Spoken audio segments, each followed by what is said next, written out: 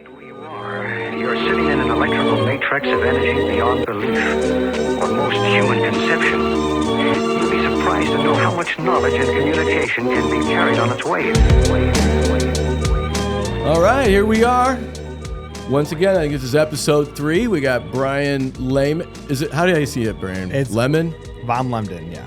Von Lemden. Yes. That is cool. The Von is included, yes. What's the show with the kids singing and all that? Sound of Music. What were they called? The Vander Tramps. Not even close to your name. I don't know. That's it. Yeah. So way off. We just got started. I mean, that's German, right? So that's like... Maybe, there you go. It's Austrian. Austrian, is it? Okay. They're Austrian, so it's close. I don't know if I've actually seen the movie since I was like 6. Okay. Well, anyway. This is, what's it called again, Reagan? I always forget the name of it. Making podcast. Sense, Navigating Digital and Print Marketing with Bill Zierzo. Perfect. And with Mr. Von Lehman here, is that a Von Lemon or Lehman? Lemden. Lemden. Von Lemden. Yes, this should be. And you've got this covered, right? Digital and print. I mean, I'm doing print now. So digital, I have quite a bit of experience in. Print, Awesome. I'm learning. Obviously, as you know, I'm a new franchisee for you guys. Yeah, So I'm learning print as well. It's a little different nuance, I guess you could say, Okay. compared to what digital is. You're kind of targeting things a little differently. But yeah, I have a good, well-rounded experience, I'd say. And you did do some print before we met. That's how we met you. Yeah. So we actually, that was our first mailer that we tried. We tried a physical mailer with our digital clients to see how effective it would be. It was okay. It was not. So learning that was a little different because what the biggest difference that I noticed between print and digital is volume. In digital, it's kind of assumed that you're getting volume. In print, you think that 5,000 is a lot, and it's not. Right. So, so you met me through the postcard. Is basically you saw my postcard that we sent out, and then you reached out. And we've connected from there. What I've learned from the postcard is that it would have been probably more effective had I done more, which is kind of like what you guys do. You guys do a lot more. And I think just like digital, it could be a targeted list of specific owners of a specific product, and then that cost per, mailing is going to be much higher, and you could, so the quantity too can be affected by that. But before we really get into that, someone talked about you have a real passion for like silver pens or something. What's up with that? That's kind of it seemed a little weird. I don't know. Silver pens, or I don't know. What's it? It's just a Pilot pen. I'm just a big fan of pen. I'm just finicky. I'm finicky when it comes to pens. Something about the way it feels or something. I don't know what you were saying. That's why I'm trying to clarify before the podcast. So you guys have like these blue pens that are like fuzzy and just inefficient. Oh my gosh, they have a nice grip. What are you saying? They just like when you write with them, they're just like bold and they're hard to write. And I just wasn't a big fan. I got a couple of them, and like this one, this is a no holds barred.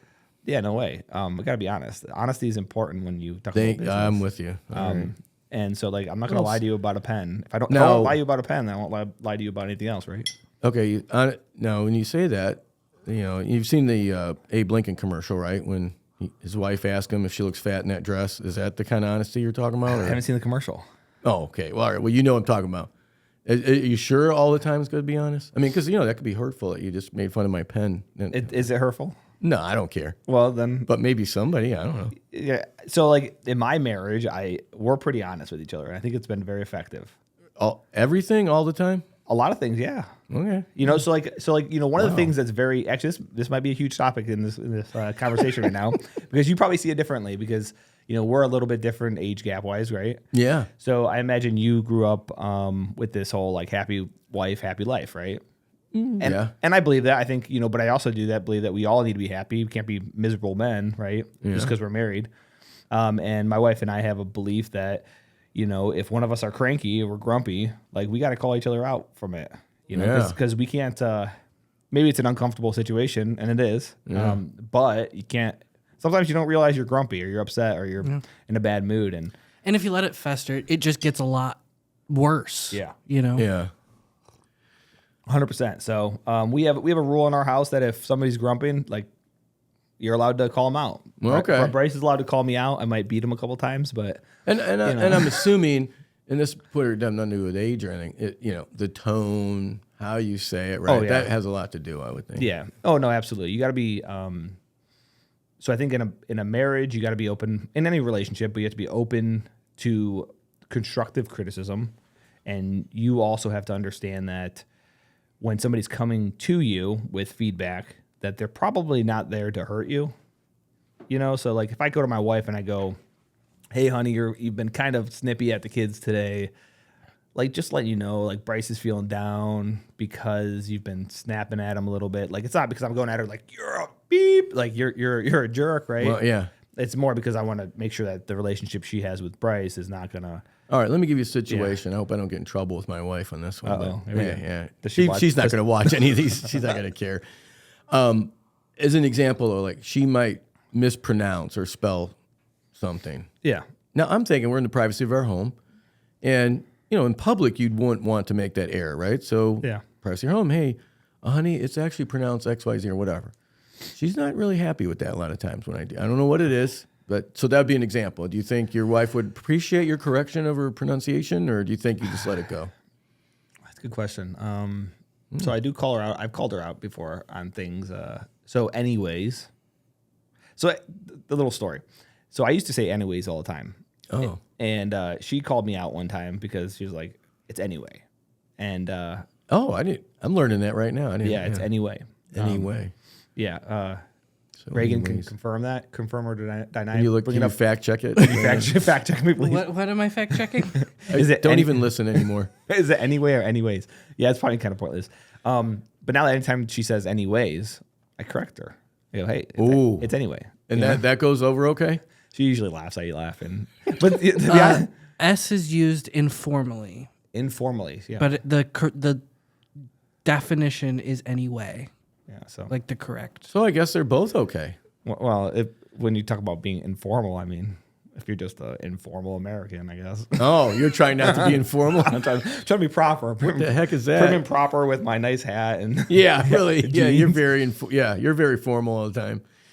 All right. So yeah. we got some small talk in that. Yeah. And we'll go back to that, I'm sure. But so what, here's something I'd like to know, like what got, because you have like an engineering background, right? So tell us a little bit about how you even got into this marketing. dude, I don't know. God called me to go market. You'd be a good guy to listen to. I think he called me to serve, but yeah. So I went to school. I was very good at math. Got a perfect score on my AB, BC calculus tests when I was in high school. Went to college. There were high hopes for me. I graduated instead of in 3 years when they expected. I graduated in 5 years. We knew there was something coming after high hopes. Yeah, I know, right? It was more about like life hit me, and it wasn't like I did bad or anything in school. It's just I took a year off and so forth. Anyway, Is there anything you can tell us about that part? what part? Life hitting you thing, or unless it's real heavy. I don't know if it's No, funny. Like it's you just like my you son got was caught born. doing something or something. Oh no, I didn't get caught. all right. I'm a good person, all right. I'm basically an angel. I was Is it- kidding. I don't know if you mean like fun or not good. No, it was You just could more. not be. You could be good and be fun. Yeah. No, I think it was just like. There you go, Reagan. You leave all that in. No, so my son was it's kind of a so my son was born, and I took a year off after he was born, and I transferred schools a couple times. So I went to Akron to start, and then I transferred to Lake Erie, and then I transferred to Cleveland State where I finished. Okay, that's where I went. Really, yeah, I loved. I wish I went there first because it was a beautiful school. It was awesome. Yeah. So in the process, they don't tell you that like you still have to hit a certain number of credits at the school. So like I wasn't. So when I went to Akron, they were like, "You're going to graduate in 3 years." So I was there for 2 years. I transferred closer to home to Lake Erie, and I was there for 1 year, and it was too expensive. So I took a year off after Bryce was born, and then I transferred to Cleveland State. So when I met with my advisor, I thought I was expecting to be at school for 1 year. Excuse me. The hell was that? He'll edit it out. Go ahead, start over. So I expected to be at school for 1 year at Cleveland State, and then I expected to graduate. Well, at the end of that year, I was meeting with my advisor. I'm like, everything's on pace. It was like going into second semester, expecting I was going to graduate in a couple months, and they were like, no, you got a whole nother year. You have to get a certain amount of credits.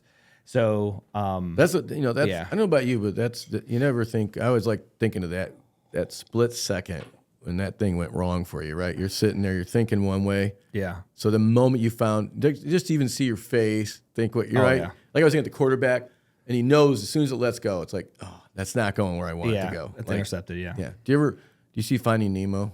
Yeah. One of my favorite lines is "Good feelings gone." Remember that moment Okay. when the big fish lights up? He's at the little green ball. Yeah. Oh yeah. He's Dory. like, I don't know yeah. why I'm so happy. I'm so happy. And all of a sudden, that fish lights up to eat him. And he's like, "Good feelings gone." Yeah. That's the moment, right? You're like, Yeah. Good feelings gone. It was pretty. I was full of a lot of like negative emotions at that time. I was pissed, to be honest. I was not happy. So that's why it took me 5 years. So I ended up finished up with my bachelor's of science in applied and theoretical mathematics. Wow. What kind of job would you normally people do to get that? Dude, I don't even know what they do with that degree, but so how was it? Arby's. Yeah, probably Arby's. You know, number cruncher 22. I shouldn't even joke about it. Kids are making $20 an hour there now. That was more than I started off when I got out of college. I don't know. So I actually went and I what was like a program manager at a aerospace company in Wow. in Cleveland. Sounds pretty cool. Yeah, it sounds cool. It was just we repaired plane parts, and I was in charge of making sure the parts got repaired on time, which they never were repaired on time. Okay, these are for airplanes. Yeah. So I mean, now working there, did you feel safer flying working in there or less safe? I shouldn't say. Oh my gosh, that's what I'm wondering. You know, like I don't. To be honest with you, I don't know if I can say it. To be like, I don't know what the. like there could be a law or something like you can get in trouble. Yeah, I don't. Yeah, I don't know. All right, we'll just. I don't know the ramifications. We don't want anything to happen bad to you, especially since you're one of our franchises. Yeah, that would be. I get arrested tomorrow. These guys are really prepared here. There's nothing here, but I'm going to pretend. You make Bill money, so he cares about you. I'm making a much right Yeah. now. Yeah. So anyway, you're an aerospace science guy or whatever. Yeah, so I was like a project manager, a program manager, which is like a mix between like engineer and like a salesperson. And then before I left, I was on my way to becoming a quality engineer. So I was accepted for the job. I was getting a promotion, whatever you want to call it. So I was going to become a quality engineer. And a couple of weeks before I left the company, I had gotten the promotion. I was told that they wanted me to do like a transition, which was fine. And they were like, it's going to take you like 2 months. And then we got a new manager and he was like, yeah, we want to extend your transition to like 6 months. And I was like, no. So I wasn't directly an engineer, but we had to know everything that the engineers knew. So the easiest way for me to explain what it is to you is that I was basically an engineer. Oh, okay. I didn't have the rights to sign off on stuff, but we had to know everything the engineer knew. We just needed to get the engineer to sign off officially. Okay. I would have been if I would have stayed for 6 more months, but like I said, I thought it wasn't fair that they wanted me to stay because I was like what they considered their lead account manager. Mm-hmm. And like I was like, I'll train whoever, and but they were like, oh, you got a new supervisor, you got to like help get him on, you know how it goes, politics. Yeah. And I'd been there for like 3 years, so I left. You were done. You're like 3 years. I'm out of here. Yeah, so I left and I started a YouTube channel and I started making content, and then somehow in this whole spiel of life. Like for a living, you're doing a YouTube. I didn't know that. I don't remember this part of your story. Yeah. This is before. Oh. This is before we've never gotten this early before. Well, oh, okay. Yeah. So I started making YouTube videos. I actually did better than I thought I would do money wise. I didn't do like as much as I was making How does that even work? What do you mean? Like you just made videos and then it's the ads or the view? Yeah. Okay. So my so channel, in other words, you get a lot of views. That's the whole point. Yeah. This is why we have all the crap on there, right? They're just whatever they got to say to get views. Yeah, because YouTube pays you based on your. I mean, it's not directly from views, but sort of. The negative news and all that kind of stuff. Yeah, I mean that's why Weird they do stuff. it, because it's YouTube cares about money when it comes down to it. So, and it's actually a great platform to be on and be able to create content. But I understand why people burn out on it, because like the demand of always doing better than you did before is very stressful. You might have a video that went like I had a couple videos that went like viral on my channel, and one went to like 1 million. It was like, I don't know, 500,000, 600,000 views, which is huge. It made me a good amount of money for my niche, which was about computers. And so these were all specifically about computers. Yeah, so I did it about like how to repair them or something, or how to build computers. Oh, tested parts out, that kind of stuff. Wow. But it burnt me out because like certain topics were topics that I didn't want to talk. I didn't want to create content on them. Okay, I'm sorry. I got to go back. So what in the world will get 500,000 to 1,000,000 views about a computer? Yeah, so it was a video on how to lower the temperatures. You're not going to understand this, but I'll tell you anyways. Of the Ryzen A 3000. little bit insulting, but okay. Yeah. Well, do you know computers? I mean, No. Well, there you go. I feel like I'm your wife. Yeah. Well, in our house, it's all about truth and God, right? All right. Amen.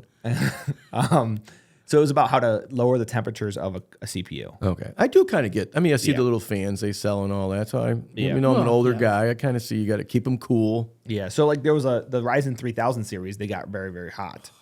So you had to spend a lot of money on nice coolers to keep it cool. And even some of the really expensive AIOs, the all-in-one water loops, they didn't even do that great of a job. So I came out with a video that showed people how to lower their temperatures so their fans weren't running super loud and being annoying, because that stuff bothers me. And it got, I don't even know how many it got. You can check my YouTube channel. I don't even know. Wow. What's your YouTube channel? Lemon Media. Okay. I could probably pull it up. All right, I cool. actually just Oh, Yeah, we don't care that much. The computer space is huge. I mean, Linus Tech Tips. Yeah. It's a whole media empire. I mean, he's got to make. I'm surrounded by a pack of nerds. He's got to make millions. I mean, he has 100 employees. So like, Yeah, they're huge. I'm baffled by the whole thing.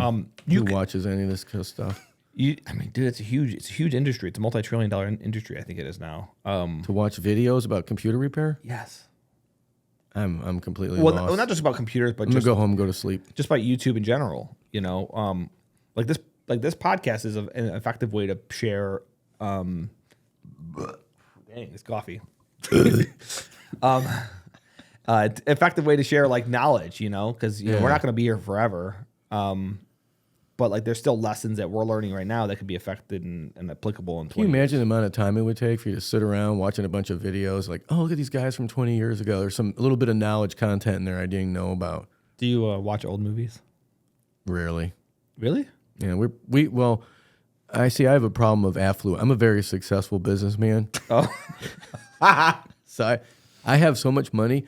I subscribe to all the streaming channels, right? And you name it, I got it. Okay. So we just sit around, watch Netflix, Amazon Prime. And, I do not get pissed off because all the commercials. I'm so pissed. I'm like, what? It used to be I thought I paid for it and you could just watch. Anyway, I'm digressing. Go ahead. Sorry. We're listening to your history.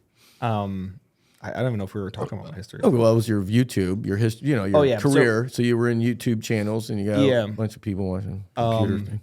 So yeah, so I did the YouTube stuff and I learned how to use a camera and how to make videos and that kind of stuff. And eventually that led me into marketing. Okay, so that's what tends to lemon photography and stuff you had to add on your post. Yeah. Okay, this is how it got going. Yeah, so Lemon Media. How did you first start did someone get you into doing the YouTube thing, or did you just like completely, to go from aerospace quality guy to doing YouTube thing? I don't know. Yeah, I think it was, I don't know, I guess, I'm 32 now. Back then it was 2018. What's going on, guys?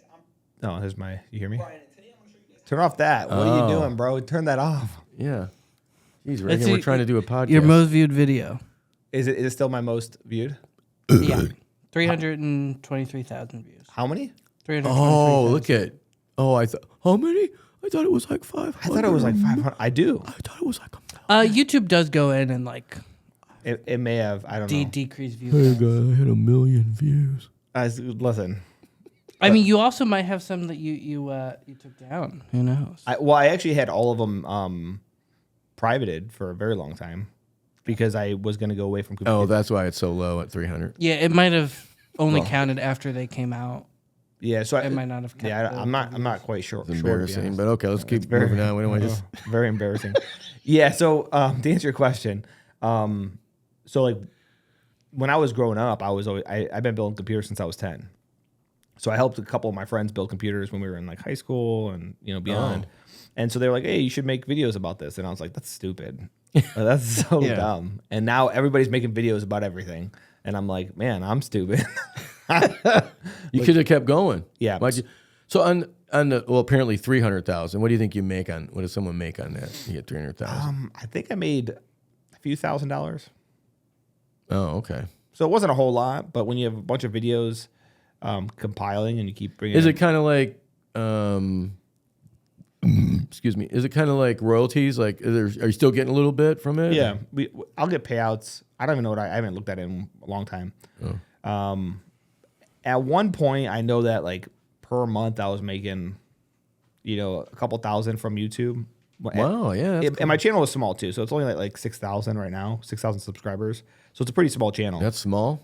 Oh yeah. Well, I mean, it's very. I mean, today it's a lot, but yeah, it's hard to get there, but like it's small compared to where I should have been or where I could have been if I would have kept posting. But the idea was like I just got like burnt out from posting because I was posting about CPU coolers and posting about all these different things that I just didn't have like a love and passion for it. And the reason why I started the channel was That's because kind of good to hear. Yeah. It'd be weirder if you did. If I kept posting and didn't love it or anything. Well, just love and passion for CPUs. Just sounds weird. I mean, I don't know. There's a Sorry, socket. I don't want to offend anybody, but you got to plug the CPU in the socket somehow. You need love and passion for that, right? Oh boy. Okay. So like, it wasn't like, so the reason why I started a channel was because when I was in high school and stuff, I'd help people build computers, and I felt like it was like what I knew. But after doing it for a couple years, I just felt like it wasn't fulfilling it. It wasn't doing what I was trying to do. So I would try to make a video, and I was like, oh, this isn't what I want, and it just didn't perform well. So you kind of just get in that cycle of just despair, kind of, and so eventually I quit posting. The first time I met you, did we meet at Bob Evans? I can't remember. Probably. Oh, No, I think was it the Broken Egg or was it Bob Evans?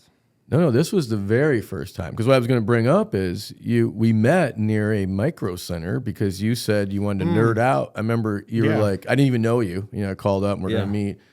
And the only thing you threw out there was like, hey, it's near the micro center and I'm going to nerd out or something like that. And I was like, oh, okay. I don't know what that's about. Now I know. I feel like I'm a little understand better. Now, when you went back there that day, were you like, it's just not doing it for me? Or were you like, oh my gosh, I kind of missed this? I love the place. Okay. So just being in the store itself is just exciting. Yeah. So like the downside of computer building when you leave your job and you don't have a good income is that computer parts cost money. So like a lot. Yes. So it's not as expensive as like a car hobby. If you have a car, it's a little bit more expensive. But like I didn't have all this money I could spend on computer parts to be talking about the latest and greatest. So it got very you tired? It got very boring for me to be posting old videos that nobody cared to watch. So yeah, okay. So anyway, that's how I got to marketing somehow. You were ever in a club or something like with other people like you? And Reagan, apparently. Reagan, you do this stuff too? Because you're making all these little... Yeah, I'm doing it for us. Mark's computers have an issue, and I'm buying a new SSD because they have hard drives. So I'm going to... Wow. They have hard drives? Yeah. It bought them in 2021, and they came with a hard drive. That's wild. Is the hard drive some old thing? I didn't know that was already gone. Yeah, what do they use now? Well, you can still use mechanical hard drives, but usually you use solid state drives or M.2s, which is all like the storage that's on like your phone or any modern computer usually has. I'm way behind. Yeah, I just did buy a new. I'm hopefully get it tomorrow. A new iPad, like 13-inch or whatever, and it says all this new stuff. Pros? New Pro, yeah. They're very nice. With the M4? Yeah. That's is that kind of like fast computer? Oh, I can't wait. It's not a computer, it's an iPad, but because I could play solitaire really quick on it. I don't know about that. It might be a little bit too fast for solitaire is still too hard for that. That is actually a very, very, very powerful system. Okay, I'm getting excited. All right, so anyway, and we got to get you out. What time is it, Reagan? Because I don't want 2:47. We got okay. Time. We got some. You sure? Yeah, I'm getting a little. Okay. I guess Brian's really into this. He's like, no one ever wants to hear about my computer background. My wife hates it. Yeah. Okay, so now you did the YouTube thing, right? Yeah. We're into that, and you're deciding to come, and that kind of now during that the marketing part started. So tell us a little bit of that transition. So basically, I was offered a job to go become a video producer for Universal Windows Direct. Wow. Okay. I think I've told you this, yeah. Just from so they saw your YouTube channel, like, man, this dude rocks with the computer videos. We need to get him. This guy should do Windows videos. As weird as it may sound, yeah, that's kind of how it went. They actually brought me on as like to be like a social media consultant first, They wanted to get a bigger presence on YouTube first, so they wanted to be posting more content on YouTube. So did they seek you out, or did you apply for a job or something? Well, I saw one up there, so I applied for a job. Oh, okay. All right. It's kind of like the 500 and 300 thing, but okay, go ahead. 500. What do you mean? Well, you said 500 views. You only had 300. Oh, yeah. Now you're acting like they recruited you, but really you went to them. You know, now I think about it, I'm trying to wonder how that even worked. I don't even know. Oh. I'm pretty Back sure. up to $1 million. I'm pretty sure. Yeah, 1 million. I'm pretty sure I did apply if I'm thinking about it right. I thought it was an opportunity that I saw that I was like, oh, this might be interesting. So I applied. Never expected them to call me. I met with them and they're like, okay, and then they didn't call me back. Oh. Yeah, no. So Oh, man, they let you hanging for a little. Yeah. Did you feel good about it? And you're like, they're going to call me? And then like, I didn't care either way. Oh, wow. It wasn't important. Did you have something else in mind? Another job or something? I was doing okay on YouTube, and it was making money here and there. You're like, what's your wife's name again? For Nikki. Nikki, any day, 500,000 views, man, you'll be able to lease a new car. Yeah, I mean. Okay, sorry, go ahead. I digress. Never mind. Yeah, I mean. Okay, so you get in at Universal Windows. So that's a plug for those guys. Yep. Good company. You've actually said positive things about them. So Sure. okay, you have. No, I think yeah. I mean, they're a good company. They're a fine company. We don't all agree with everything that every company does. So we there's always differences. Right. What if one day you want to sell them an ad? Will you please keep it positive here? I know. I was thinking that in my head as I say this, but and I do want to sell them an ad, and maybe someday I will. One thing I'm going to shift off gear a little bit. I was at a lake, and this giant big pickup truck said Remax Realty, real big. And I'm in this boat. I'm never in a boat. This is like twice in my life. I'm out there, and I'm looking. We're coming into the dock. If everyone's ever been around there, people kind of. It could get awkward. And you're like, who's next and who boat and back your trailer up and all that. And I'm sitting there and I'm like, man, if you had your name real big on there, you'd have to be pretty cool about stuff, right? You're driving down the street. Yeah. You got a big Remax. You don't want to be a dick. You don't want to be like acting stupid and stuff. Oh, no, that didn't stop this guy. Which, by the way, he worked for me for a while too. And it's the same guy that I'm talking about. But anyway, that was a bigger mistake. Oh, yeah.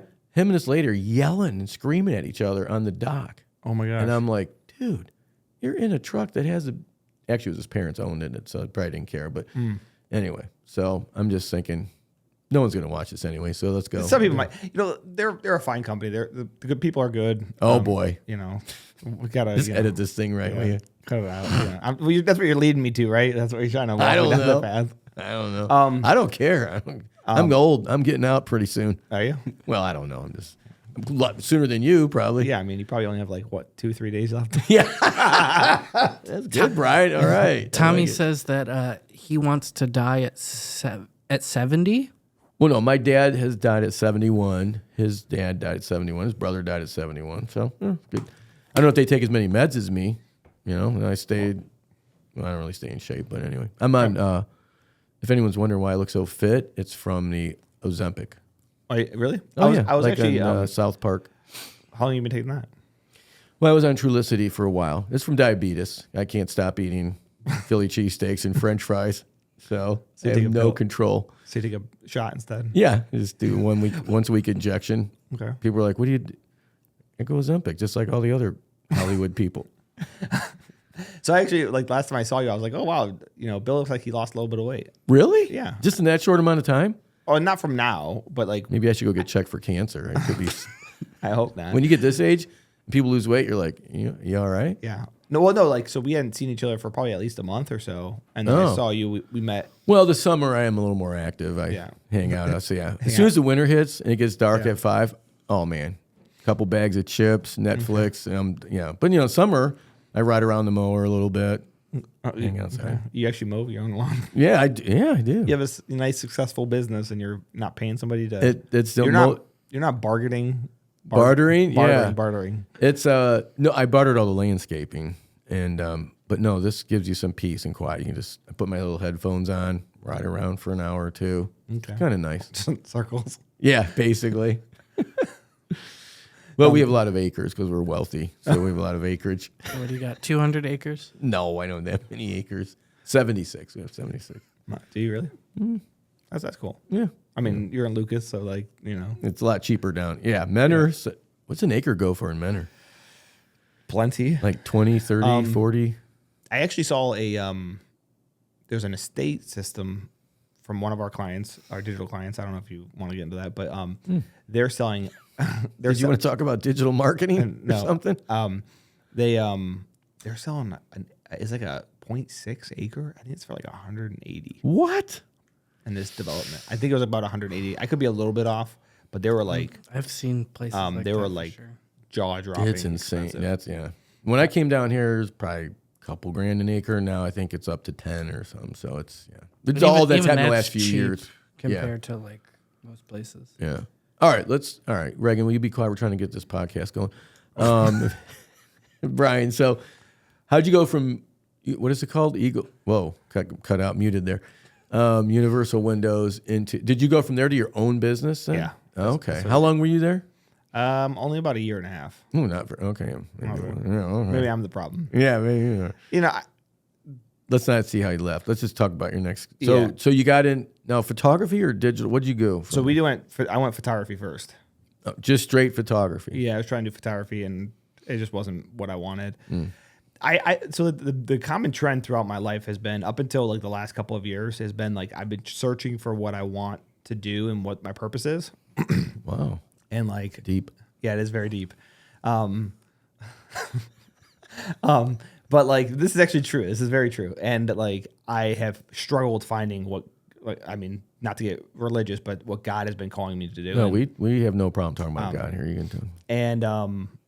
And like so I would run in, as an engineer, I went to school because I was good at math. Like that's what I was told I was supposed to do. Yeah. So I did it.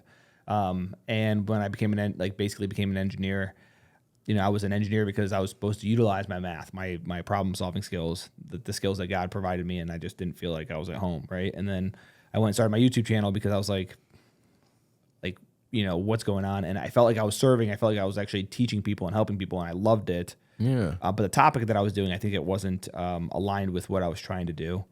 So then I went and did like the video production. I was like, man, maybe I could help kind of shape and help grow a business through my ideas and my beliefs and just kind of like, my passion, I guess. And that worked. And I was like, whoa, this actually works. I really like to do this. And then there were some conflicts and like direction. I felt like I was in a box. So we, kind of moved. So that's why I kind of started my own stuff. Okay. So photography was kind of trying to search for that like same thing. I was searching for a meaning, I wanted to be able to provide meaning to a family, And then after doing it for a little bit, I decided it just wasn't it. So I really just kind of focused.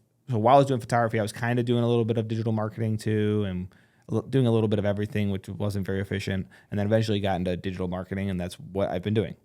So, and I feel like, with the clients that we're working with, and my skill set, like I'm following what God's asking me to do, which is to help people understand like the real understandings behind business, and using my skill set, like the ability to work with numbers and kind of understand numbers to help businesses understand what they need to do, maybe not necessarily better, but like what they need to understand so they can kind of get through the barriers that they're falling through. Because a lot of times, a lot of clients that we speak to, they don't understand, or they don't know why they're stuck. Right. And like that's where I feel like that's where God has put me. He's put me in a spot cool. where Are they a lot of older people like me that are stuck, or does it matter? I think it's everybody. Okay. Surprisingly, Just trying to navigate the whole, mainly digital marketing landscape, would you say? Navigating that is where they're stuck? Or just anything? I think they're stuck in business. No. I think they're stuck in understanding what's good and what's bad. And I think a lot of it's because there's not there's not time. So for you to understand everything about print marketing, you're an expert at print marketing, right? I am. Only reason I say that now because I meet people younger that know less, and I'm surprised. But yeah. Yeah. So you've been doing it for how many years? Oh my gosh. Yeah. Probably close to 40. So close 35, to 35 years of print. If you spend another 35 years learning digital, how old would you be? Yeah. Let's see. I'm 95. 95. So like there's diminishing returns, but you'd be done, dude. So my point I'm trying to make is that there's just so much. There's just so much that needs, like you can't learn it all in business, So right. People can't learn like the most important things to grow their business. Like they don't understand why print works or why it doesn't work. They don't understand why digital works or why it doesn't work, right? Mm-hmm.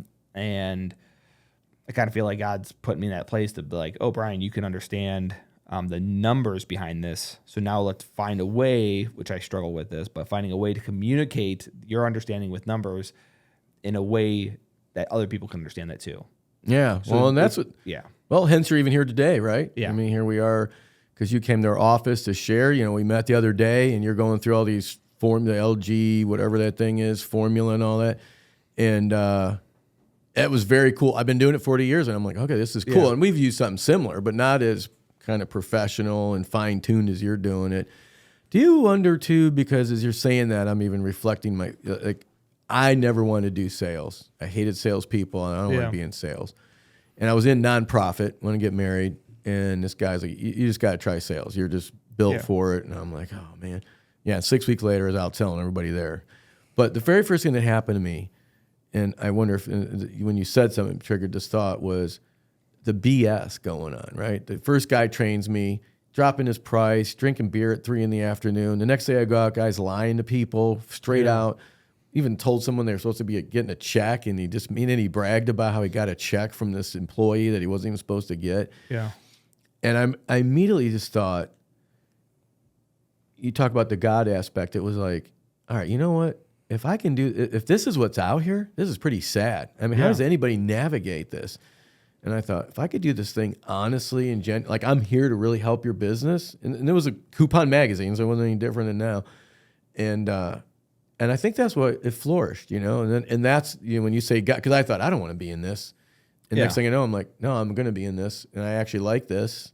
And I felt like it had a meaning or purpose because I guess what my question is, do you find too there's just a lot of garbage out there and a lot of deception, and so when and people probably are almost even, you know, suspect's not the right word I was looking for, like you know, where there's not trusting, you know, you got to build suspicious or no, I mean, I think our biggest barrier in digital, even for print, is that like they're afraid that it's not going to work, that we're just going to steal their money.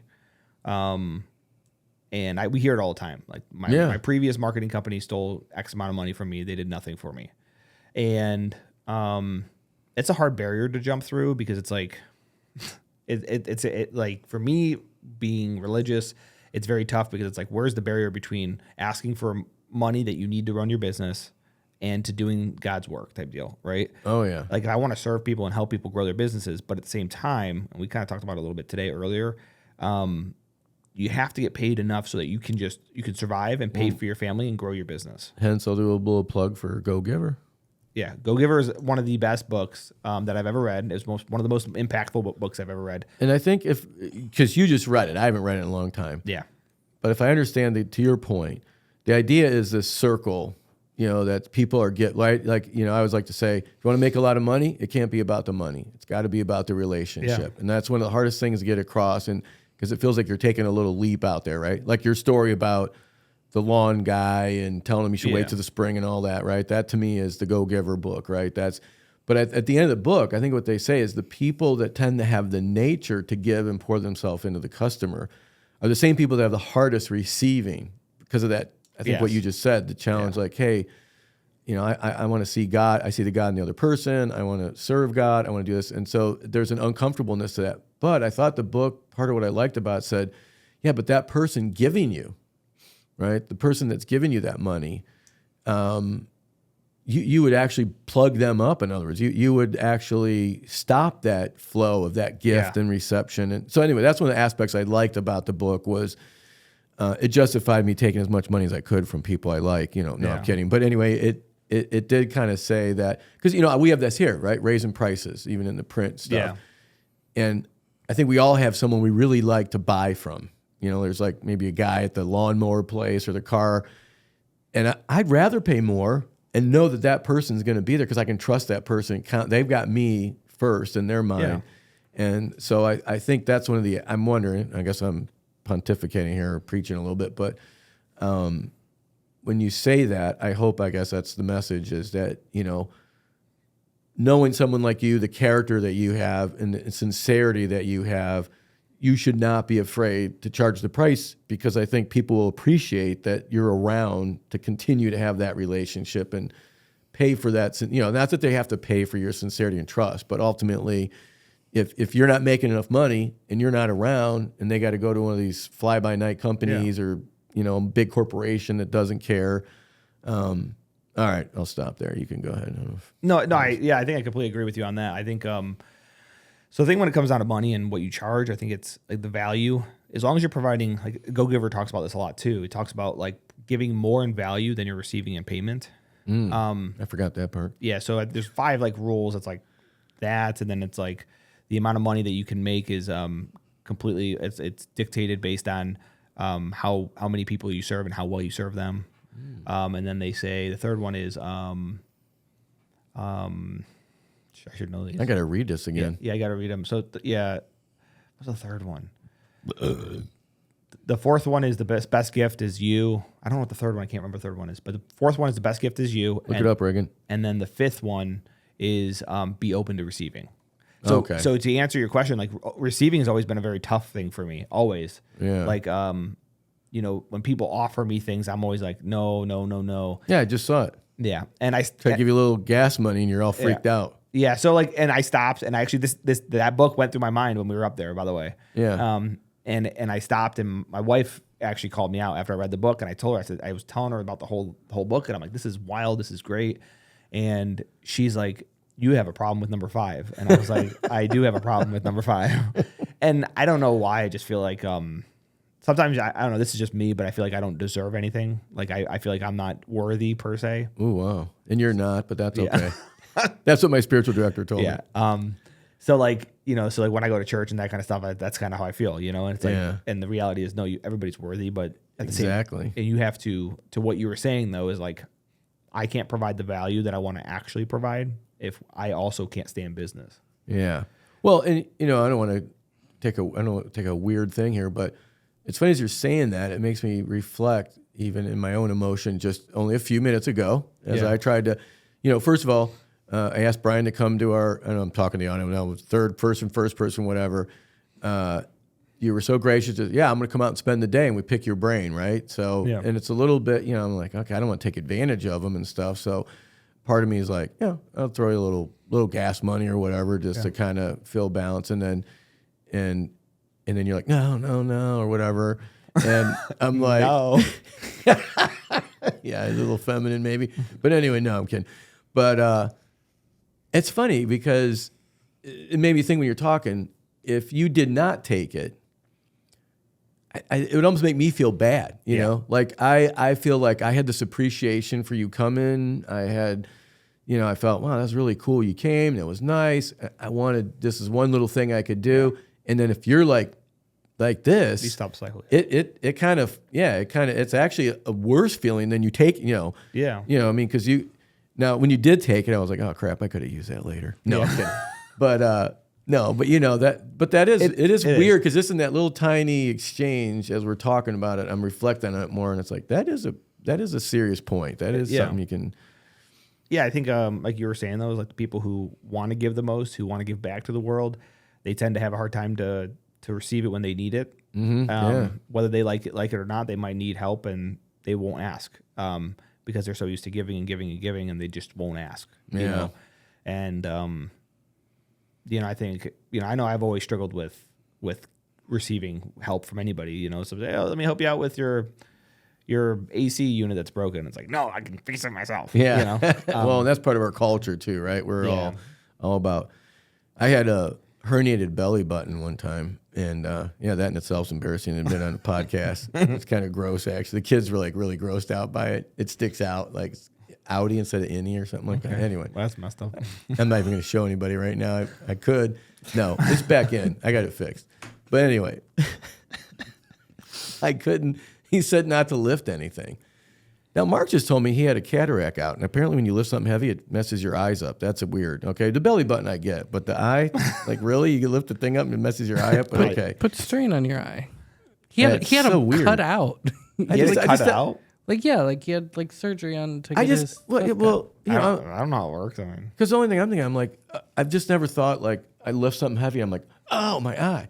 But anyway, I'm at Sam's Club and I couldn't get my water, or no, I had to have someone help me carry it, put the water in.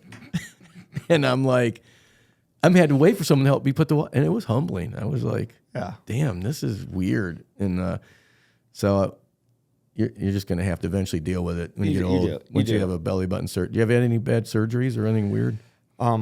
You want that to you get can started? admit on podcast? You want to get started? Yeah. So I was deaf in my right ear until I was 20. Really? Nearly deaf. It wasn't like completely deaf. I had a tumor in my head. Yeah. What? Yeah. So it ate away all my inner ear. It was attached to my facial nerve, and when I was 20, they took it off and they reconstructed my ear. Holy crap! So this got serious real fast. yeah, it was. So you were a 19-year-old with cancer, or a 20-year-old? I don't know if it was cancer, but it was a tumor. I never really, I guess, got that deep. Wait a minute. Are we back to the 300 and 500? You're making it sound a little worse. No, I said it was tumor. I said it was okay. tumor. Sorry. Yeah. So that's how it was explained to me. The doctor explained to me that it consumed. This is how he explained it to me. He said it consumed my inner ear. Damn. And then it was attached to my facial nerve. And he said, from his estimates, and again, this is what he told me, is that if we would have waited another 5 years, it could have potentially made half my face paralyzed. Was it? Did you not notice your hearing was? Oh, they knew. My whole life, they knew. They just, I don't know if they knew there was a tumor in there or what happened, but it got worse when I went to college, and I'm like, we gotta get this fixed, Mom. I told my mom, I'm like, so your whole life you couldn't hear out of your right ear, or not? very little, very little. Yeah. And the whole time, your mom knew you had a tumor and it should come out, or not? We should get her on the podcast. Yeah. That's a whole nother podcast. Yeah, we'll bring her in. Mom, why did you abuse me? Yeah. She's like, shut up, Ryan. I'm watching Netflix. Yeah. Right. Yeah, I'm not really sure how that whole happened when I was a kid, but I had bad hearing, and they told her every time, you gotta get the hearing fixed, Oh no, my son tells a story all the time. He said he had a chest pain, and I'm like, just leave me alone. Yeah. I'm changing the channel. And then and he did have something that he had to get fixed or something. I was like, deal with it, Zeke. Yeah. All right, sorry, go ahead. What was your youngest? Wow. So yeah, three other. Yeah, who cares about the youngest? I shouldn't even joke about that. Yeah. Yeah. So I had my ear reconstructed when I was 20. I had my appendicitis when I think I was 13. Dude, because we have a niece that died at 12 from that. Whoa. Yeah. So what's wild is that I got my appendix out when I was 12, I think it was, and then let me explain. Wow. My birthday was like a week later. So I say 13. Oh, okay. So I was in recovery during my birthday because one of my friends, they were having a birthday party and they were mad that I wasn't able to go. But I showed up anyway. Now she just had, I guess they were saying she was almost having like some flu-like symptoms, cold, I don't know, something, and complained about some stomach. It was asymptomatic, they called it. So it wasn't really exactly that, but it was ultimately, I think, maybe hers been seeping out or something, like whatever they call, like her body became. But yeah, she just like boom, man, just like she must have stood up and said, "I can't see," and then fell over. And Wow. So it's a pretty heavy topic in our family and sharing. If I talk to anyone where they have those symptoms, you're like, "Hey, you need to." So that's pretty serious stuff, right? I mean, I don't think I realized when I was that young how big of a deal it was. Yeah. Because I remember when they told me that I had appendicitis, I needed to have surgery. My dad was like. He was like crying, and I'm like, "What are you crying about, dude?" And your mom did? Was your mom watching no, she TV? Didn't care. No, I'm just kidding. I don't. I remember what my dad, because I remember his eyes getting like swollen up and red, and his heart rate started like. Oh wow! Like you could just tell, his face got really red, and it looked like he was, not in good state, and his eyes swelled up because he was really nervous. I just remember being there and just remember feeling emotional because he was feeling emotional. Yeah. But I didn't realize how serious it was at first. I mean, it's Well, if it wasn't for my niece, I wouldn't. I mean, someone would say, "Oh, I got appendix, whatever." I'm like, I don't know. Yeah, I mean, if it's not treated, it could definitely it could definitely unfortunately kill you. Yeah. I was lucky enough to. So at 13, that happened at 13, and then at 20, you had this ear tumor thing. Yeah, so it was 13. I had my appendix. Tonsils got removed. They were. Yeah, everyone. That's not a big deal. And then my ear. That's since then though I've been. The ear and the appendix are big. Yeah, the ear and appendix were big. But other than that, I've been. Okay. I forgot where we were at before this discussion. To tell you the truth, I don't know either. You're talking about. Have we talked about digital marketing? The what? Oh, your Audi. Yeah. What was the third one in the Go Giver? Your income is determined by how many people you serve and how well you serve them. The most valuable gift you have to offer is yourself. That's number 4, right? Your true worth is determined by how much more you give in value than you take in payment. Yep. And what's the other one? They're not. You've read every one but with the one we need. The key to effective giving is to stay open to receiving. That was number 5. Yeah. It also, your influence is determined by how abundantly you place other people's interests first. Yes. That's it. So how you place Wow. other people's interests before your own. So I do got to go back and read that. Sounds good. It is one of the, I mean, I'm so glad that you gave it to me because it is literally one of the most impactful books I've read at a spiritual level, but as like a business owner too, trying to grow a business. Well, that's what I thought it was like a religious church. I tried to look it up, and I don't think the guy is. I don't think that's what's weird. It has to be. I mean, like Tom up here, he's not in any of our faith life stuff. But I tell him all the time, dude, the stuff you do, it's God's imprints in it. It's God coming through. It's kind of funny you say that because I have a buddy of mine. He was my best man at my wedding. His name's Tom as well. Yeah. And he claims he's an atheist or he doesn't believe or whatever he does, but he is one of the most religious people I know. Yeah. Well, that's like Tom. I shouldn't say. I don't know if he doesn't say he's atheist or anything, but he's not participating or active in anything. But yet he behaves like he is, and he comes up with stuff that is only. There's no way it has to be through God. The stuff he comes up with. Yeah, I mean, I don't know. I used to be afraid of like talking about God and like religion in general, but over the last like 6 months to a year, I've been more open with how I talk about things. Yeah, you should be. I used to be very afraid of like, oh, what are people going to think about if I say whatever? Yeah. And then I reflected one day and I was like, that's embarrassing. Like why would you be, if you do this at home, if you pray every day before dinner at home, why don't you pray when you're at dinner at a restaurant? Yeah. And that's something I've been trying to get better with because it's part of who I am and it's part of who I am. I had to say that twice. I don't know why. That was weird. Or I think what I wanted to say was it's part of who I am and who I want to be. Oh. And now we know what you wanted to say. Yeah, that's what I wanted to say. I think I don't know. Did you see the Ohio State football story? Mm-mm. This just happened. Like I don't know when. The last couple of days. Master Teague and a couple other guys. They did a huge spiritual. I don't know what it was called, but they were baptizing. I don't forget how many hundreds. It looked like thousands of kids participating. Whoa. And they were interviewed them. I saw it on Fox, but Tommy had a couple friends actually went to it, and they said it was amazing. Like all these, and they're basically saying, Jesus is what you're looking for, and so many kids are looking in the wrong place. Yeah, that was kind of their message. Like, you're looking in all these other areas, and what you really want is right here. And some things you said, meaning, peace, comfort, whatever. But yeah, we freely talk about it on the Making Sense podcast. Yeah. I mean, I think we put our faith in a lot of different things that don't give you that meaning or don't give you that purpose a lot. Money. It's false gods. Yeah, new PlayStation. Madden 25. My new iPad. Your new iPad. I could have went to something. Yeah. Well, and let me say this too. I think I always like and I don't mind talking politics, religion, or anything. But I said I got to love the person first. I mean, isn't that such? We got into our last podcast a little bit about our culture and all the hatred and divisiveness, and that is the saddest thing to me. It's like, I mean. People, I don't care if they're Christian or not. I'm going to love the person, right?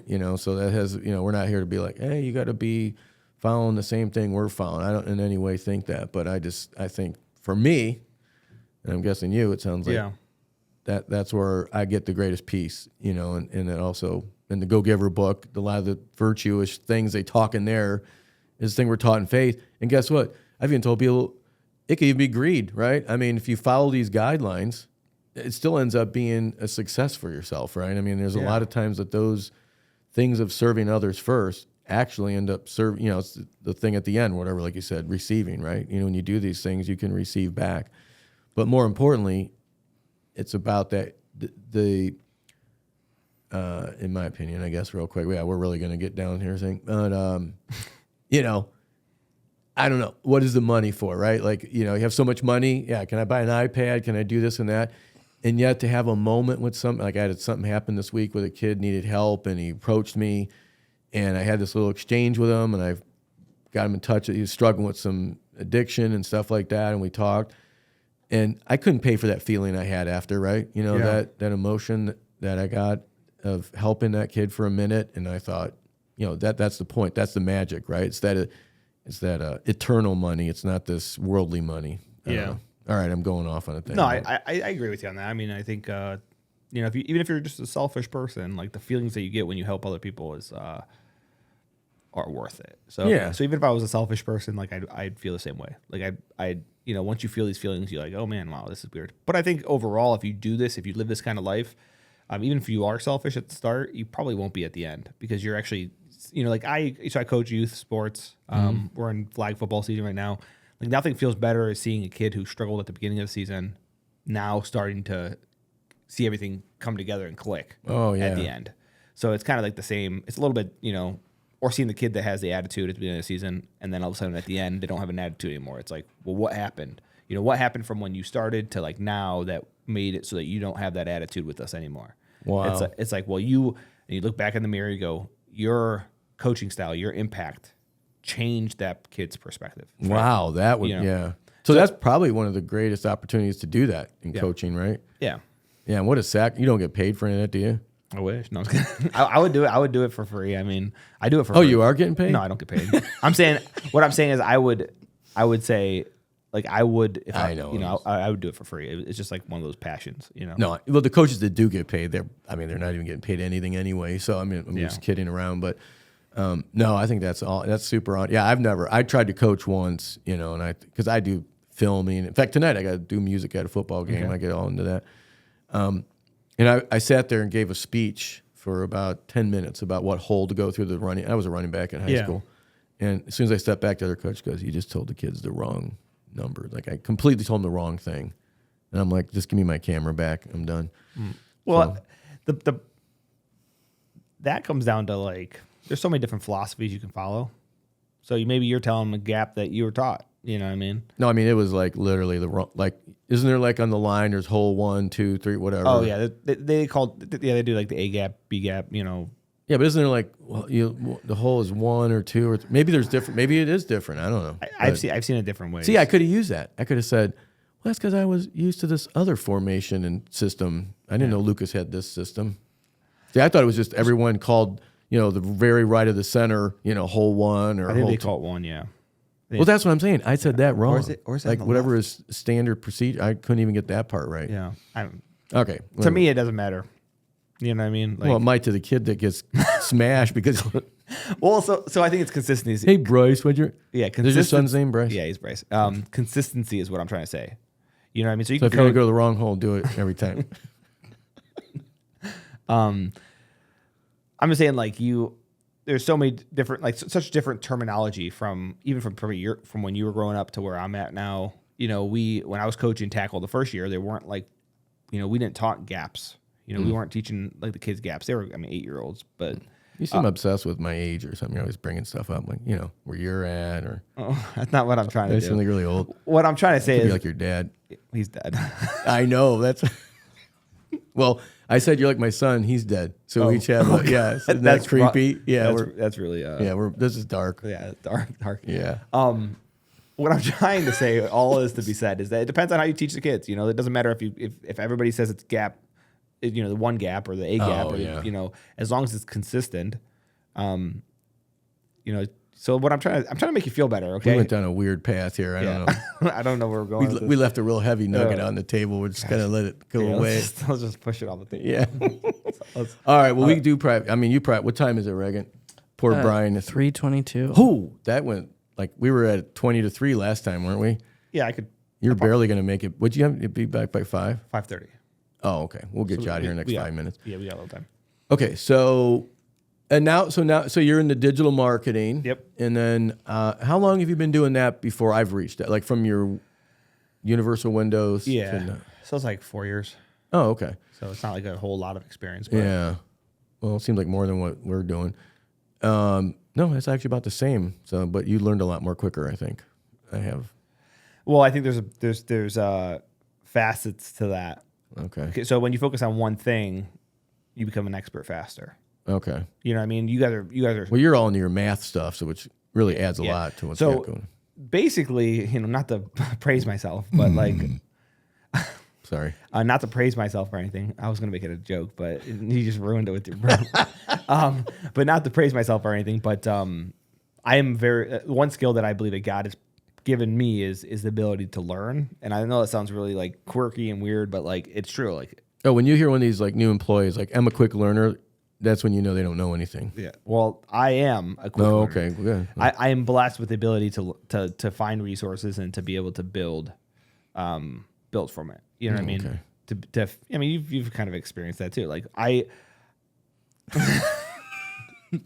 If you say so. yeah. I mean, so like my goal is always to like, simplify things for everybody. Yeah. So, yeah, maybe we've been doing it at the same time, but like I was focused directly on it really. And like, I don't know, just going out there, spending hours learning. So what's your okay? And then we'll try to bring this home.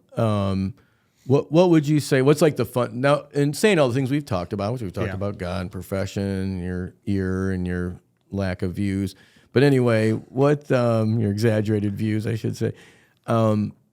What's the funnest thing you do now? Like, what do you enjoy the most when you're doing this? I mean, I could maybe guess from some of the things you said, but let's just say, do you have even a story that you can share, or is there something specific you're like, man, when this happens, that's kind of the magic. That's what I really wake up for. That. Well, I kind of touched on it with coaching, but I won't get into coaching. But for a business, you can, whatever it is, I don't care. I mean, I think for like the most fun to me is when I see the kids, go out there and complete what we're trying to do. Yeah, that's my favorite thing to do. I would do it 24/7 every day. Maybe not 24/7. That'd be a lot. But I would literally be a coach if I could be, in youth sports or even in high school or beyond. If I know that's a weird path, but like that's what. Yeah, no, that's cool. My goal is one day to be able to bring enough money in, and then be able to do that and serve the kids around me to help them become better people. That's what I like to do. Like, yeah. I like to see them complete like the defense or the offensive, whatever we're working on. I'm going to actually do it properly and understand why we're doing, routes certain ways. But I also like seeing like the kids grow, and so we had a really rough travel baseball season. We lost all but 2 games. Wow. And these losses weren't like we lost one, out of all of our losses, only 1 game we lost by 1 run. Wow. What's the worst one? Like by like 20. So we got run ruled in every game we How played. far away were you when you lost that one? Dude, it doesn't matter. It's a long ride home. Not when you're used to it. So we lost a lot of games, and you can really see which characters came out of the kids. Yeah. And trying to coach them up with the characteristics that you want them to coach up. That's like a very hard thing to do. Seeing kids throw stuff in the dugout and break stuff, and like you're like, what the heck did I get myself into? Yeah. And you're trying to like, trying to get them to feel their feelings, but in a healthy way. So I think that's like the best feeling is watching them kind of work through that and help them get through it while keeping yourself tame, because it's very easy to lose your temper. Oh yeah, yourself. I could see that. Did you ever lose your temper? I was actually pretty chill. I'm actually, This makes for boring podcast. So like when I coached my first year in tackle, I was like really more passionate. I yelled a little bit more, and over the years, I've just kind of calmed down. I'm passionate still, but I'm not that coach that screams at kids. I don't scream at kids. I've never screamed at kids like that. I get hard on Bryce. You always like worse on your own kid, probably. Yeah. So we try to not to coach our own kids. That's probably good. It drives me nuts with Bryce because he's a talented athlete. Right now he's out of shape, so it drives me nuts because he's slow. But I try to be the coach that's trying to teach and encourage. Yeah. The coach that I would want. Yeah. Which I kind of had a couple coaches like that growing up. Not like the coaches that you find in football all across the country, where they're just screaming at kids and the kids are crying and like, oh, it's going to build character. That's not building character. I'm sorry. In my opinion, that doesn't build character. Did you ever see Division III football, that movie? No. Oh gosh, it's funny. Everyone I've shared here hates it. I think it's not funny, but if you get a chance, check it out. I'll watch it. Has Andy Dick in it. Okay. It's very inappropriate, but it's funny. Okay, I'll take a look. Okay. So Division III, I got it. Division III. It's like Division III college football. Okay. So Is it like bench warmers or something? Probably, yeah, kind of, yeah. Okay. It's very rough. Probably isn't even. It's definitely not woke. It's pre-woke. Okay. Well, that's. I'm thinking. So it's if I use the terms right, I'm too old to even know if I'm using that term right. You probably are. When did woke start? I think just feel like that's out of fashion now. Obama. I think it started during Obama. Yeah, that's Really? probably- That long maybe ago? I think and maybe so. even before that. I thought that was No, it didn't start before that. I thought that was like 2016 or something. That's when woke started? No, because I graduated high school in 2016, and it was definitely happening when I was in high school. Yeah. Well, maybe apparently then it was Obama. Then I don't know. Yeah, what was the? I wonder what the. Well, let's not go down there. We're probably we've already covered enough, crossed enough lines. So All right, so really, the truth is, even we should just say making sense about coaching football or something, because at this point we haven't. yeah. Well, so to flip it on the digital side. No, I did want to hear about the. I Yeah. think I agree. I mean, you get more, but you must have some reward in the business part too. Oh yeah. So for me, the most reward is when I can communicate the benefits of what we're trying to do and why. There's two type of customers that I've found. Either one, they're compliant and they understand and they're willing to learn and they're willing to sit and take your advice. Sounds just a little rough, but all right. Take your They're a advice. bunch of don't. Yeah. Yeah. But go ahead. Sorry. But they're willing to listen to I you know, and I'm hear just you kidding. out. But then there's other clients that just don't give a crap. Oh yeah. So as marketers, as digital marketers, as print, we have to find a way to explain why we expect what we expect. So, we had a client and they're probably not going to watch this, so I'll say it anyway. They were getting 16.5 ROAS, so 16.5 return on ad spend. So for every dollar we were spending on Meta, they were getting 16.5 back. And they were disappointed. They were upset. They're like, this isn't good enough. Wow. And I'm like, well, so I wasn't in the meeting, but I was told after the meeting about what happened. And I was kind of like a little frustrated because I'm like, what'd you guys say? And they're like, oh, we just, didn't nothing. Yeah. And I was kind of frustrated with my team about it because for me, it's a 2-lane road. So you're working with the clients and our goal is to help them. But at the same time, we can only help so much. We can't. I think I probably Yeah. know this, but how do you solve that ahead of time?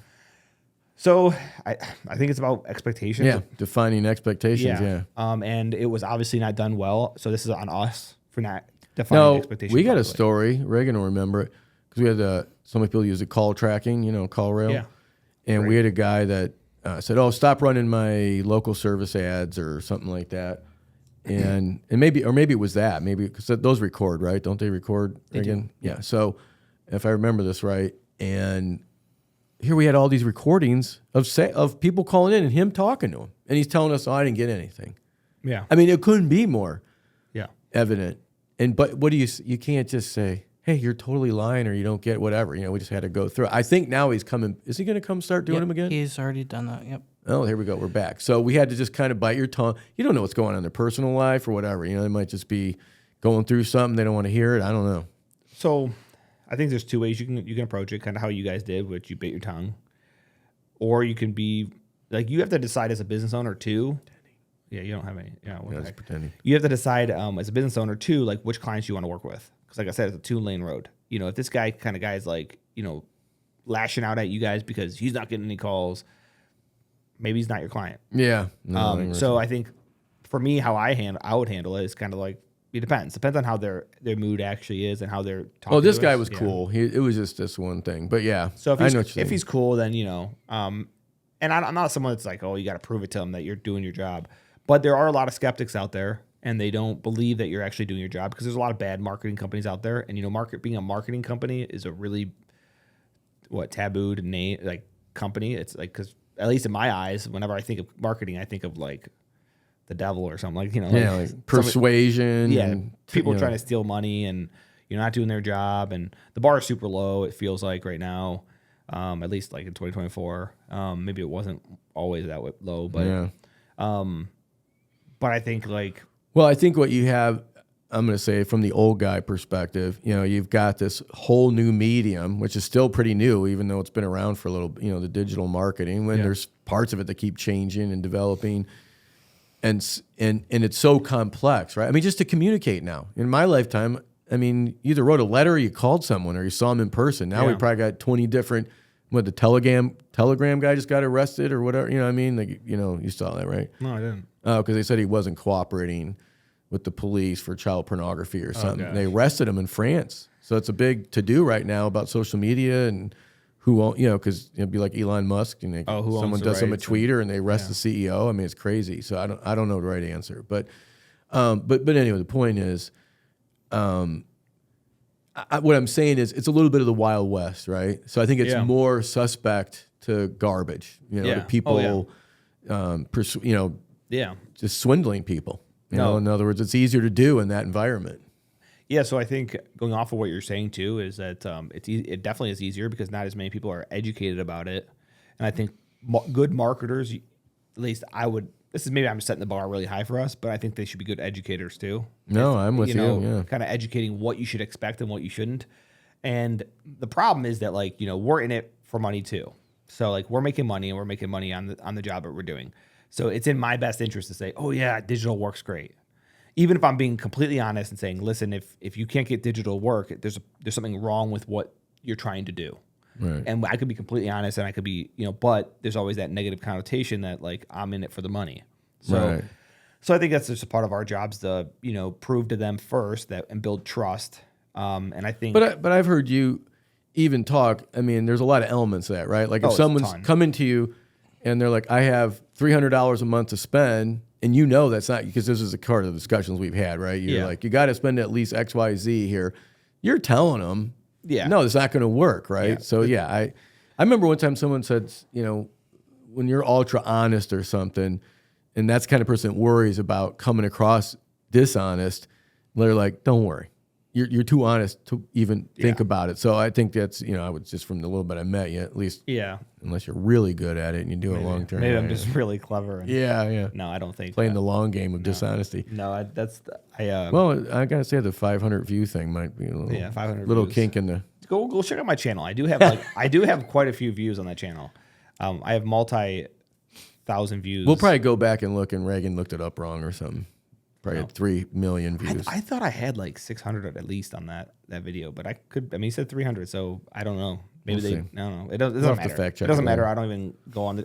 I try to post, but I want to post, but I just don't have time. But yeah, I think honesty, like you said, is what we need to go for. And I think if you are an honest person, that it's easier to transfer what you're trying to actually do is actually good for people, and you're trying to serve them versus trying to take money from them. But I think for us as marketers, you have to provide value first.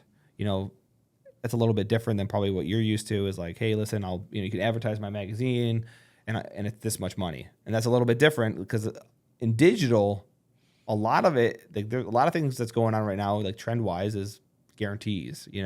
I guarantee you X amount of leads, or your money back, or I'll give you a free month of social posting. Actually, I don't think that's new. I've heard, in fact, one of our she's a franchise now, worked at a paper and they had digital programs and they had that. Now, the problem was, so even with that, is she had some dentists, she said, and next thing you know, the guy's getting leads from 200 miles away or something. In other words, they were just populating the leads or whatever, or I don't know how it even would get done, but it wasn't, in other words, it checked the box off of what she promised, but it wasn't what the intention was of what was being sold, Yeah, that's the whole genie thing, right? You have to be very specific with what you're wishing for, right? I don't know if you guys have seen the twist on that, in certain movies and stuff. It's you wish for something and they give it to you, but and you have to sacrifice something else. Right. Right. So That sounds like real life. yeah, so it comes down to being honest. Are you an honest person or not? And yes, I could say I could give you, I can get you 500 leads a month, and then all of a sudden give you 500 leads from 700 people that aren't qualified. Right. People So- from overseas that have whatever. nothing to do. Yeah. So I think it's us just balancing it, providing, the podcast is a great idea because we can sit here, have conversations, difference in opinions, all that kind of stuff, talk about football, whatever. And people get to meet who we are before they even talk to us as a franchisee and a company owner. So you can that's what digital's about. That's what organic's about. I think a lot of people forget that in organic posting, it's not about you. It's not about selling things. Organic social, if you're posting right now, I'm calling out to all the audience members. If you're posting to sell on organic, you're doing it wrong. Just throwing There it we out go. Big tip right there. because organic's about building trust. and getting people to know who you are and being genuine. If you don't do that, then maybe it'll work for a little bit, but you see it all the time. Charades happen, and YouTube channels grow and they fall. TikTok channels grow and they fall. Why? Because people get depressed eventually because they're no longer they're not themselves. They're not being who they're supposed to be, and eventually they can't do that forever, right? Right. So like when it comes to your business and stuff too, you have to be posting organically. That's all about building trust and trying to provide value before your client. And you know what's even better about that is if you provide a bunch of content, even if it's just testimonials or demonstrations or experiences that you've had, performance of other customers, or how to make an ad for like us, like how do you make an effective ad? What goes into a good offer? What's a good offer versus a bad offer? Like just making videos on that and posting it on your channel. The reason why it's even more effective is because when you finally have a lead come in and they've watched 3 or 4 pieces of your content, now the question isn't sell me, it's how can I get into this? Yeah. So you don't have to sell anymore. So like, I think that's the big difference between like that is kind of cool. I just had a lead call in for Town Money Saver from Colorado, and the guy actually, it's the only time I've ever heard this. He goes, "You sound just like your videos." So apparently I think we have some marketing videos out there on YouTube or something. And it just caught me funny because I never heard anybody ever say that before. And I'm like, I hope I sound like my video. I don't try to do any different. That's what the goal is, right? Yeah. So it proves to your point, I guess, right? Yeah. So like that's what the goal is in organic. Digital is kind of the same way. Well, digital, you're kind of pushing for leads too. It depends on it really depends on the objective for the clients. Big mistakes I see a lot of clients do is they run the wrong objectives. So they might want leads, but they're like, well, I get more views if I do engagement. But like when you look at Facebook, they want you to tell you what you want. So if you say, I want engagement, guess what they're going to give you? Engagement. Engagement does not equal leads. Well, we're getting some really valuable stuff here at the end. Yeah. So but leads mean leads, right? Leads does not mean engagement. So they're more expensive to advertise to people who want leads. Okay. This is all on Facebook? Yeah, on Facebook, okay. Digital. But they're higher quality potentially. Like they're going to show it to people who are higher quality, Wow, interesting. So it'll be easier to sell them, or not necessarily sell them. I hate the word selling them because to me, it's not what we do. What we do is we serve, Yeah. I always say share, we share.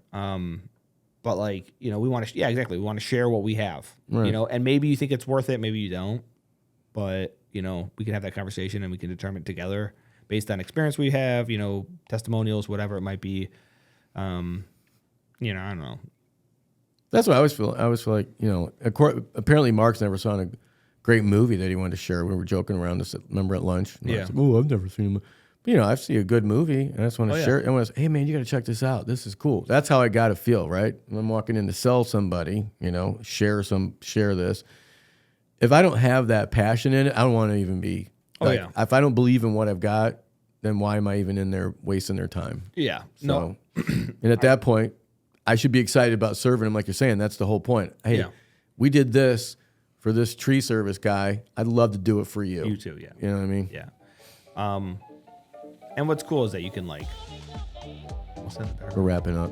Oh, we're wrapping it up. Reagan's done listening to this crap. We're getting kicked out. Okay. That was good. You can keep talking. I think that I lost my train of thought. I don't know what I think. I don't know what I think anymore. You gave us some really good nuggets there at the end. Well, we want to thank Brian Von London. Brian Von London. Can you hear good out of both ears now? Pretty good. Yeah, I'm 60. I'm not hearing good. I'm here. All right. Anyway, we want to thank Brian for coming in today, all the way from Mentor, Ohio, sharing his wisdom and whatever else you call it we just listened to. And, hey, never forget, serve others, you win. I've never done that, but. See you guys.